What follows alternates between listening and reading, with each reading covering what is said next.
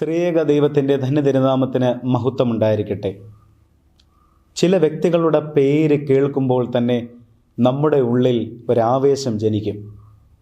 അപ്രകാരം മലങ്കര സഭാമക്കൾക്ക് ഇന്നും ആവേശമായി നിലകൊള്ളുന്ന വ്യക്തിയാണ് ഭാഗ്യസ്മരണാർഹനായ സഭാരത്നം ഡോക്ടർ ഗീവർഗീസ് മാർ ഒസ്താത്യോസ് മെത്രാപ്പോലിത്ത തിരുമേനി. പരിശുദ്ധ സഭയ്ക്ക് മുന്നോട്ട് കുതിക്കുന്നതിന് ആവശ്യമായ മാർഗദർശനം ഇന്നും അദ്ദേഹം നൽകിക്കൊണ്ടിരിക്കുന്നു എന്നതാണ് ആ വ്യക്തിത്വത്തിൻ്റെ സവിശേഷത. അഭിമന്യ ഒസ്താത്യോസ് തിരുമേനിയെക്കുറിച്ച് ഏവർക്കും ഒത്തിരി അനുഭവങ്ങൾ പറയാനുണ്ട്. കാരണം മനുഷ്യരോട് ഇത്രത്തോളം അടുത്തിടപഴകിയ ഒരു മെത്രാപ്പോലിത്ത ഉണ്ടോ എന്ന് ചോദിച്ചാൽ സംശയമാണ്. അഭിമന്യ ഒസ്താത്യോസ് തിരുമേനിയെ സംബന്ധിച്ച് അദ്ദേഹത്തിൻ്റെ ജീവിതവും ദർശനവും നൽകുന്ന 3 കാര്യങ്ങൾ മാത്രം ഓർമ്മിപ്പിക്കുന്നതിനാണ് ഞാൻ താല്പര്യപ്പെടുന്നത്. ഒന്നാമതായി, യേശുക്രിസ്തുവിൻ്റെ സുവിശേഷം സ്വജീവിതത്തിൽ കൂടി ആവിഷ്കരിച്ച ഒരു പിതാവ്. പലരും പറയാറുണ്ട്, യേശുക്രിസ്തുവിൻ്റെ ദർശനങ്ങൾ, സന്ദേശങ്ങൾ, കൽപ്പനകൾ ഇത് ജീവിതത്തിൽ പാലിക്കാൻ വലിയ പ്രയാസമാണ് എന്ന്, അതാർക്കും ചെയ്യാൻ കഴിയുകയില്ല എന്ന് പറയാറുണ്ട്. പക്ഷേ ഒസ്താത്യോസ് തിരുമേനി തൻ്റെ ജീവിതത്തിൽ ഉടനീളം യേശുക്രിസ്തു നമ്മോട് കൽപ്പിച്ചതെല്ലാം അതിൻ്റെ പൂർണ്ണതയിൽ നിർവഹിക്കാൻ അത്രത്തോളം താല്പര്യപ്പെട്ടിരുന്നു. നിങ്ങളെല്ലാവരോടും സുവിശേഷം അറിയിക്കുക എന്നുള്ള യേശുവിൻ്റെ ദൗത്യം അദ്ദേഹം ഹൃദയത്തോട് ചേർത്ത് വെച്ചു. എപ്പോഴും സ്നേഹത്തിൻ്റെ സുവിശേഷം ലോകത്തിന് മുമ്പാകെ പങ്കുകൊടുത്തു. സമൂഹത്തിലെ ദരിദ്രർ, പ്രയാസമനുഭവിക്കുന്നവർ, ചൂഷണത്തിന് വിധേയരായിരിക്കുന്നവർ, പാർശ്വവൽക്കരിക്കപ്പെട്ടവർ, ഓരത്തുള്ളവർ അവരുടെ സമീപത്തേക്കെത്തി അവരുടെ വളർച്ചയ്ക്ക്, അവരുടെ നന്മയ്ക്ക് ആവശ്യമായ പ്രവർത്തനങ്ങൾ ആരംഭിച്ചു. സാമൂഹ്യ നീതിയെക്കുറിച്ച് അദ്ദേഹം സംസാരിച്ചു. യേശുക്രിസ്തു സുപ്രധാനമായി കണ്ട പന്തി ഭോജനം, എല്ലാവരെയും ചേർത്ത് നിർത്തുന്ന വേദികൾ അഭിമന്യ ഒസ്താത്യോസ് തിരുമേനി രൂപപ്പെടുത്തി. അതുകൊണ്ട് തന്നെ യേശുക്രിസ്തുവിൻ്റെ സുവിശേഷം ജീവിതത്തിൽ ഉടനീളം അതിനെ മനസ്സിലാക്കുകയും അതിൻ്റെ പൂർണ്ണമായ അർത്ഥത്തിൽ ഈ ലോകത്തിൽ ആവിഷ്കരിക്കുകയും ചെയ്യുക എന്ന ദൗത്യം, നിയോഗം അഭിമന്യ ഒസ്താത്യോസ് തിരുമേനി ഏറ്റെടുത്തിരുന്നു. രണ്ടാമതായി, ഒസ്താത്യോസ് തിരുമേനിയിൽ നമുക്ക് കാണാൻ കഴിയുന്നത് അദ്ദേഹം കൂട്ടായ്മയുടെ ആനന്ദം തിരിച്ചറിഞ്ഞൊരു വ്യക്തിയാണ്. എപ്പോഴും മനുഷ്യർ തമ്മിൽ സ്നേഹമുണ്ടാകണം, കരുതലുണ്ടാകണം, വിദ്വേഷം അകലണം, പക ഉണ്ടാകരുത്, ലോകത്തിൽ യുദ്ധങ്ങൾ അവസാനിക്കണം എന്നാഗ്രഹിച്ച ഒരു പിതാവ്. സ്നേഹത്തിൻ്റെ, കൂട്ടായ്മയുടെ മനോഹരമായ വൃത്താന്തങ്ങൾ ലോകത്തോട് സംവേദിച്ചൊരു പിതാവ്. വ്യക്തിപരമായി എനിക്കുള്ളൊരു അനുഭവം പറയാം. ഞങ്ങൾ കുടുംബമായിട്ട് ഇടയ്ക്ക് പരിമലയിൽ പോകാറുണ്ട്. അപ്പോൾ ആ പോകുന്ന സന്ദർഭങ്ങളിൽ ഒസ്താത്യോസ് തിരുമേനി ജീവിച്ചിരുന്ന കാലയളവിൽ മാവേലിക്കര സെൻറ്റ് പോൾസ് മിഷൻ സെൻറ്ററിൽ ചെല്ലും. അങ്ങനെ ഒരു വേളയിൽ, ഒരു വൈകുന്നേരത്ത് ചെന്നപ്പോൾ തിരുമേനി ആ സെൻറ്റ് പോൾസ് മിഷൻ സെൻറ്ററിൻ്റെ മുറ്റത്ത് അദ്ദേഹത്തിൻ്റെ വ്യായാമങ്ങൾക്ക് ശേഷം ഇരിക്കുകയായിരുന്നു. അപ്പോൾ ഞങ്ങളവിടെ ചെന്നു. ഞങ്ങൾക്കെല്ലാവർക്കും നാരങ്ങാവെള്ളം തന്നു. അത് കഴിഞ്ഞിട്ട് ഞങ്ങളെല്ലാവരെയും തിരുമേനി കൈകളിൽ പിടിച്ച്, പരസ്പരം ഞങ്ങളെല്ലാവരും കൈപിടിച്ച് ഒരു വട്ടത്തിൽ നിന്ന് തിരുമേനി ചൊല്ലിത്തന്നൊരു പ്രതിജ്ഞ, അനുഗ്രഹീതമായ കുടുംബജീവിതം നയിക്കും, മാതാപിതാക്കളെ സ്നേഹിക്കും, ചുറ്റുപാടുമുള്ളവരെ സ്നേഹിക്കും എന്ന് കൈകൾ കോർത്തു പിടിച്ച് തിരുമേനി ഞങ്ങളെ കൊണ്ട് പ്രതിജ്ഞ എടുപ്പിച്ച് പ്രാർത്ഥിച്ചത് എൻ്റെ മനസ്സിൽ ഇപ്പോഴും ഉണ്ട്. ഇതുപോലെ ഹൃദയപൂർവ്വം എപ്പോഴും ഓർക്കുന്ന ഒരു സംഗതിയാണ് മധ്യവേനൽ അവധിക്കാലത്ത് ജൂനിയർ നാംസിൻ്റെ ക്യാമ്പുകൾ. ഞാൻ 5 തവണ ജൂനിയർ നാംസിൻ്റെ ക്യാമ്പിലും 1 തവണ സീനിയർ നാംസിൻ്റെ ക്യാമ്പിലും പങ്കെടുത്തിട്ടുണ്ട്.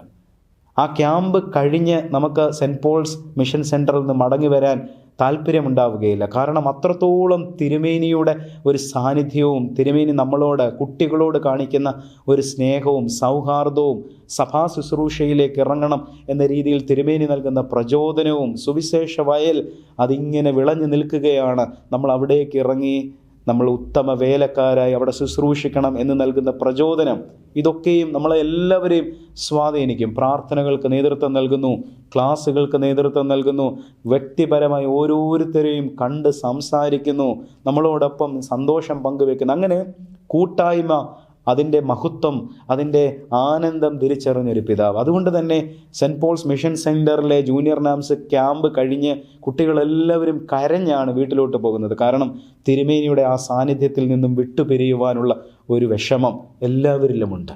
വൈദിക സെമിനാരിയിൽ വൈദിക വിദ്യാർത്ഥികൾ ഓരോരുത്തരെയും വ്യക്തിപരമായി കണ്ട് അവരോടൊപ്പം ചേർന്ന് നിന്ന് പ്രാർത്ഥിച്ച് അവരെ ശക്തീകരിച്ച് സഭാ ശുശ്രൂഷയിൽ പുതിയ മേഖലകൾ അവർക്ക് മുമ്പാകെ വിവരിക്കുന്ന ഒരു തിരുമേനി. എല്ലാവരോടും സ്നേഹത്തോടും സൗഹാർദ്ദത്തോടും കൂടെ ഇടപെട്ടുകൊണ്ടിരുന്ന ഒരു തിരുമേനി. അതുകൊണ്ട് തന്നെ തിരുമേനിയുടെ സൗഹൃദ വലയം വിശാലമായിരുന്നു. കേവലം സഭാംഗങ്ങൾ മാത്രമായിരുന്നില്ല, സമൂഹത്തിൻ്റെ എല്ലാ ധാരകളിലുമുള്ള മനുഷ്യർ ഒസ്താത്യോസ് തിരുമേനിയുടെ സ്നേഹിതരായിരുന്നു. ആ സ്നേഹ വലയത്തിനുള്ളിൽ അവരെല്ലാവരും കടന്നു വന്നു. തിരുമേനിയുടെ പ്രസിദ്ധമായ ഒരു book sharing God, sharing world. ഈ ലോകത്തിൽ പരസ്പരം സഹകരണം, സേവനം, ശുശ്രൂഷ, പങ്കുവയ്ക്കൽ ഉണ്ടാകണം എന്ന ഓർമ്മപ്പെടുത്തൽ തിരുമേനി നൽകി. അപ്പോൾ തിരുമേനി കൂട്ടായ്മയുടെ ആനന്ദം തിരിച്ചറിഞ്ഞ് കൂട്ടായ്മയുടെ മഹത്വം ലോകത്തിന് മുമ്പാകെ വെളിപ്പെടുത്തുകയും ആവിഷ്കരിക്കുകയും ചെയ്ത ഒരു പിതാവായിരുന്നു. മൂന്നാമത് തിരുമേനിയെക്കുറിച്ച് എനിക്ക് നൽകുവാനുള്ള എൻ്റെ അനുഭവത്തിൽ നിന്നും പറയുവാനുള്ളത്, തിരുമേനി എപ്പോഴും സജീവനായിരുന്നു. ഒരു നിമിഷം പോലും വെറുതെ കളയുന്നില്ല. എപ്പോഴും ഉണർവുള്ള, ജാഗ്രതയുള്ള, താല്പര്യത്തോടുകൂടി സഭാ ശുശ്രൂഷയിൽ ഇടപെട്ടുകൊണ്ടിരിക്കുന്ന ഒരു മനുഷ്യൻ. പരിമല പെരുന്നാളിന് ശേഷം, അതിൻ്റെ പ്രധാനപ്പെട്ട ദിവസത്തിന് ശേഷം ശ്ലൈക വാഴ്വ് സഭാധ്യക്ഷന്മാർ നൽകും. അത് കഴിഞ്ഞിട്ട് നിരണം ഭദ്രാസന മെത്രാപ്പോലിത്ത ആയിരുന്ന കാലയളവിൽ അഭിവന്യ തിരുമേനി പരിമലപ്പള്ളിയുടെ പള്ളി മേടയിൽ നിന്ന് ഒരു ചെറിയ വാക്കുകൾ, ചില വാക്കുകൾ പറയും. പറയുന്നത് മുഴുവൻ തിരുമേനിയുടെ പുതിയ പുസ്തകങ്ങൾ, അത് നിങ്ങളെല്ലാവരും വാങ്ങിക്കണം. പുതിയ പ്രസ്ഥാനങ്ങൾ ആരംഭിക്കുന്നുണ്ട്, ആ പ്രസ്ഥാനങ്ങളുടെ പ്രവർത്തനങ്ങളിൽ നിങ്ങളെല്ലാവരും പങ്കുചേരണം. ഇത്തരത്തിൽ എപ്പോഴും സജീവമായിരിക്കുന്ന ഒരു തിരുമേനി. അതുകൊണ്ട് തന്നെ സന്യാസ പ്രസ്ഥാനത്തെ തിരുമേനി ശക്തിപ്പെടുത്തുന്നതിന് പരിശ്രമിച്ചു.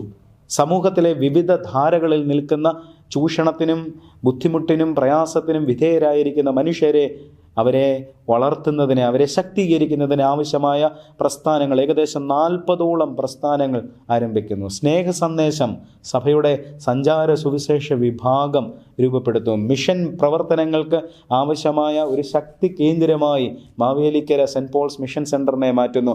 അവിടെ വിദ്യാർത്ഥികളെ സ്വീകരിച്ച് അവരെ പഠിപ്പിച്ച് അവരെ മിഷൻ വയലുകളിലേക്ക് അയക്കുന്നു. പുതിയ സഭാ നേതൃത്വത്തെ രൂപപ്പെടുത്തുന്നതിന് ആവശ്യമായ പ്രചോദനം, ശക്തീകരണം എല്ലാവർക്കും നൽകുന്നു. അങ്ങനെ എപ്പോഴും സജീവമായിരുന്ന ഒരു തിരുമേനി. പുതിയ പുസ്തകങ്ങൾ വായിക്കുന്നു. തിരുമേനി ഏതെങ്കിലും പ്രഭാഷണം എവിടെയെങ്കിലും നടത്തിയാൽ അധികം താമസിക്കാതെ തന്നെ അതൊരു പുസ്തകമായി പ്രസിദ്ധീകരിക്കപ്പെടുന്നു. ലേഖനങ്ങൾ എഴുതുന്നു, പ്രഭാഷണങ്ങൾ നടത്തുന്നു, പുതിയ വേദശാസ്ത്ര പദപ്രയോഗങ്ങൾ അതൊക്കെയും രൂപപ്പെടുത്തുന്നു. ഉദാഹരണത്തിന് അത്രൈതം എന്നൊരു പദം തിരുമേനി രൂപപ്പെടുത്തി. അപ്പോൾ ഇങ്ങനെ വ്യത്യസ്തമായ ആശയധാരകൾ തിരുമേനി ഒരേ സമയം തന്നിൽ സംയോജിപ്പിക്കുകയും ക്രിയാത്മകമായി സജീവമായി എപ്പോഴും ജീവിച്ചിരിക്കുകയും ചെയ്തു എന്നത് നമുക്ക് മുമ്പാകെ വ്യക്തമാണ്. 93-ാമത്തെ വയസ്സിൽ ആ പുണ്യശ്ലോകനായ പിതാവ് കാലം ചെയ്യുമ്പോൾ അത്രയും കാലം സജീവതയോടുകൂടി ഈ ലോകത്തിൽ ജീവിച്ചു എന്നത് തന്നെ നമുക്ക് സാക്ഷ്യമായി നിൽക്കുകയാണ്. മലങ്കര സഭയുടെ ചരിത്രത്തിൽ ഇത്രത്തോളം സജീവമായി നിലകൊണ്ട പിതാക്കന്മാരുണ്ടോ എന്ന് ചോദിച്ചാൽ അറിയില്ല. വളരെ സജീവതയോടുകൂടി തൻ്റെ ഇടയ ശുശ്രൂഷ ഫലപ്രദമായി അനുഗ്രഹീതമായി നിർവഹിച്ച ഒരു പിതാവാണ്. എപ്പോഴും ആ പിതാവിനെ കുറിച്ച് ഓർക്കുമ്പോൾ ഇപ്പോൾ അദ്ദേഹത്തിൻ്റെ ഒരു സാന്നിധ്യം നമുക്ക് ആത്മീകമായി മാത്രമാണ് ലഭിക്കുന്നത്. അദ്ദേഹത്തിൻ്റെ ഒരു റിയൽ പ്രസൻസ് നമുക്ക് കിട്ടുന്നില്ല എന്നുള്ളത് ഉള്ളിൻ്റെ ഉള്ളിൽ ഒരു വേദനയായി നിലകൊള്ളുകയാണ്. പുണ്യശ്ലോകനായ ആ പിതാവ്, ഗുരു സഭാരത്നമായിരുന്ന ആ പിതാവ്, അദ്ദേഹത്തിൻ്റെ ജീവിതം നൽകുന്ന 3 ദർശനങ്ങൾ, അദ്ദേഹം പരിശുദ്ധ സഭയ്ക്ക് വലിയ ഒരു ശക്തി സ്രോതസ്സായി നിലകൊണ്ട ആ പിതാവിൻ്റെ ജീവിതം നമുക്ക് നൽകിയ മനഹനീയമായ സന്ദേശങ്ങൾ, അദ്ദേഹം മുന്നോട്ട് നമുക്ക് പ്രചോദനമാണ്. അദ്ദേഹത്തിൻ്റെ പ്രാർത്ഥന നമുക്ക് തുണയായിരിക്കട്ടെ. അദ്ദേഹത്തിൻ്റെ ജീവിതം നമുക്ക് മുമ്പാകെ ഒരു നേർസാക്ഷ്യമായി നിലകൊള്ളുകയാണ്. പുണ്യശ്ലോകനായ സഭാരത്നം ഗീവർഗീസ് മാർ ഒസ്താത്യോസ് തിരുമേനിയുടെ പ്രാർത്ഥനയും മധ്യസ്ഥതയും നമുക്കേവർക്കും തുണയും കോട്ടയുമായിരിക്കട്ടെ.